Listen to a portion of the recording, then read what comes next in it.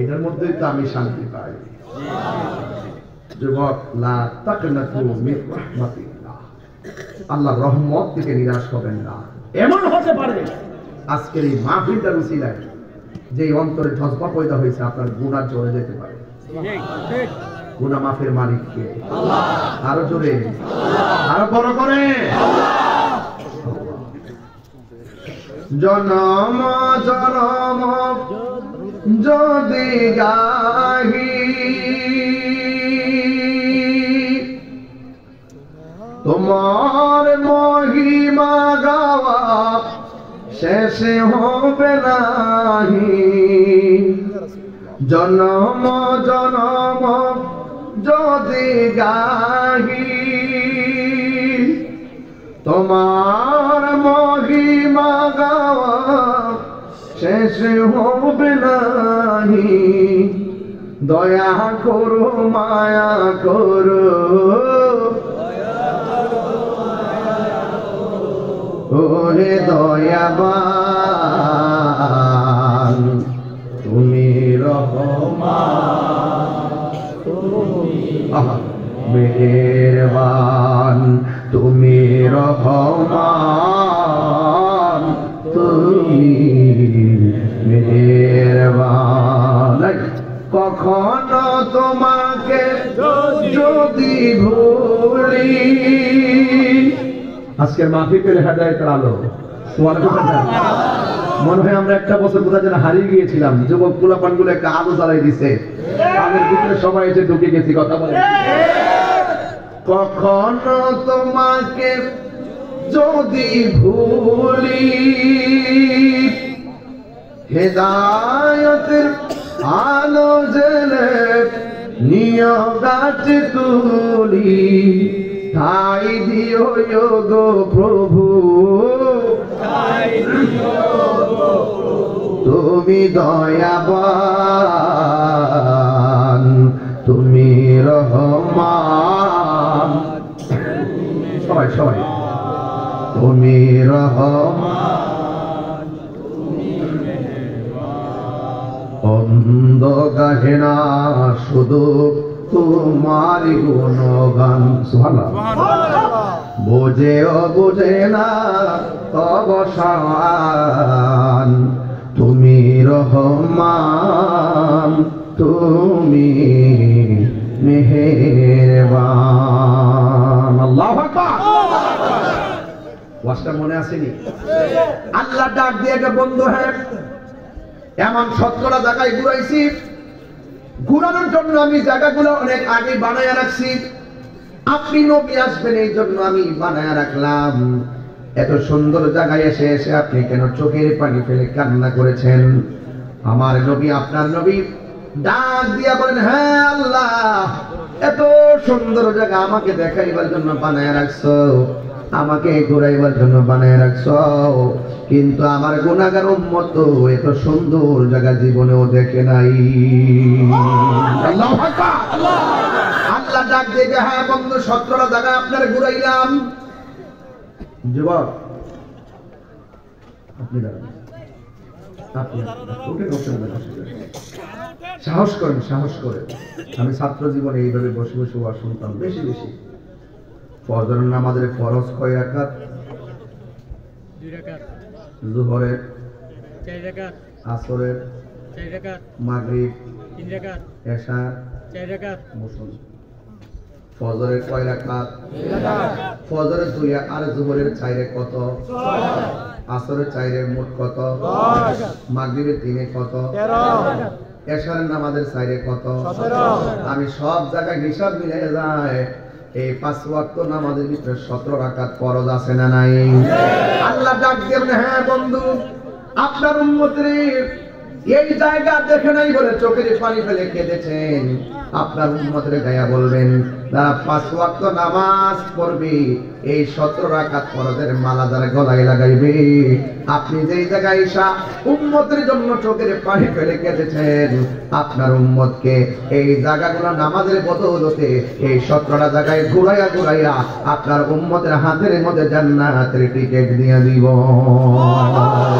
আর জোরে জোরে কন্যা আল্লাহু আকবার। 5 ওয়াক্ত নামাজ পড়লে বান্দা থেকে আল্লাহর খাঁটি বান্দা হয়। আর 5 ওয়াক্ত নামাজের পরে কেউ যদি আওয়াবিন পড়ে, চারটার নামাজ পড়ে, তাহাজ্জুদের নামাজ পড়ে, ইশরাকের নামাজ পড়ে, আমার নবী বলেন 5 ওয়াক্ত নামাজের পরে যারা বেশি বেশি করে ওভারটাইম করবে, মানে নফল ইবাদত করবে, আল্লাহ রাব্বুল আলামিন তাকে বান্দা থেকে আমার আল্লাহর বন্ধু বানায়া নিবে।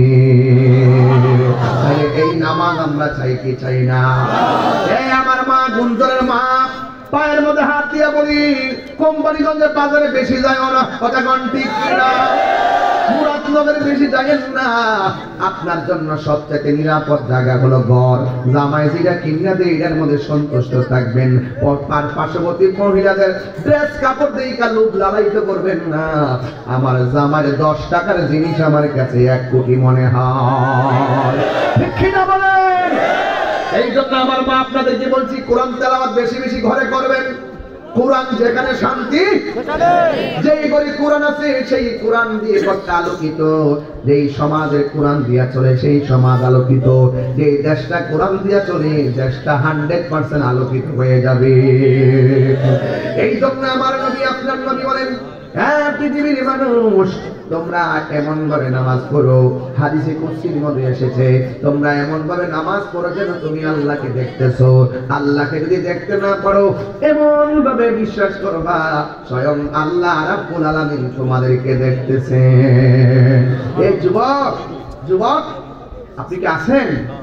একটা লোক বলে, হুজুর আমি আজকে ওয়াদা করলাম, আল্লাহর মসজিদটা আমার সামনে, এই তো মসজিদ, বাহ সুন্দর টাইলস করেছেন, বোঝা যায় এলাকার মানুষ দানবী। এই যুবক, একটা ছেলে হাত তুলে বলেন, হুজুর আমি আজকে ওয়াদা করলাম কালকে ফজর থেকে আমি 5 ওয়াক্ত নামাজ পড়ব। 2 জন দরকার নাই, 1 জন।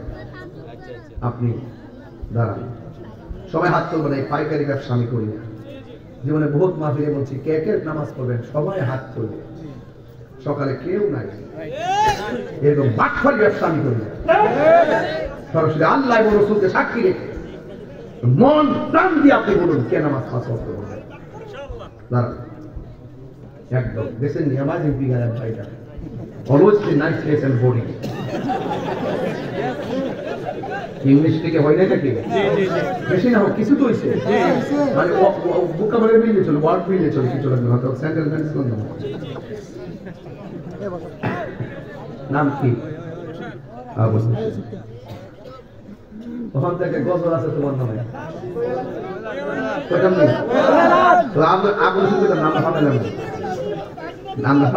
আবুল হোসেন কইছে 5 ওয়াক্ত নামাজ পড়বো। আজকে মাহফিলটা দন্ড হয়েছে কিনা কোন? এই মাহফিলে যদি না হইতো এই লোকটা কি পাইতাম? আবুল হোসেনকে আল্লাহ ইমাম হোসেনের সঙ্গে জান্নাতে রাখলো। আল্লাহ তারে মদিনাতুল মুনাওয়ারার জান্নাতুল সরি একবার মিন রিয়াজের জান্নাত যাই নামাজ পড়ার সুযোগ দিয়ে আমিন কোন? আমিন আমিন। মদিনায় মক্কায় খানায় কাবার সামনে যে নামাজ পড়ার সুযোগ দিয়ে আমিন কোন? আব্বা মা আসেনি, তার মা আছে, বাপটা যদি শুনতো বাপটা তো আজ খাইতো। পাশাপাশি আল্লাহ এই আবুল হোসেন নামাজ পড়বো, তিনি বলছেন আল্লাহ তার আব্বার কবরটাকে জান্নাতবাসী বানাই দেন, আমিন কোন? বউ কোনদিন মাতনার নয় বউ আপন ও আবলুসন। আবলুসন মানে আবুল হোসেন, তোমাকে বলছে অনেক কোলামান আছে বউর পাগল। আমি বলি বউরও সম্মান করবেন, মারও সম্মান করবেন। বউরে বউর বুঝ দিবেন, মারে মার বুঝ দিবেন। যে বলা বউর কথা হই না, মারে কষ্ট দিকে বিয়া করছে না, এটা বিয়া বলছে। এখানে 70% মুরব্বীরা আছে যে শখ করে পোলার বিয়া করাইছি, সেই বউর হাতের 1 গ্লাস পানিও এখন খাইতেছে না। আবার যারা কারা কিছু বলতেছো না, কথা বলো না, খেয়াল করো।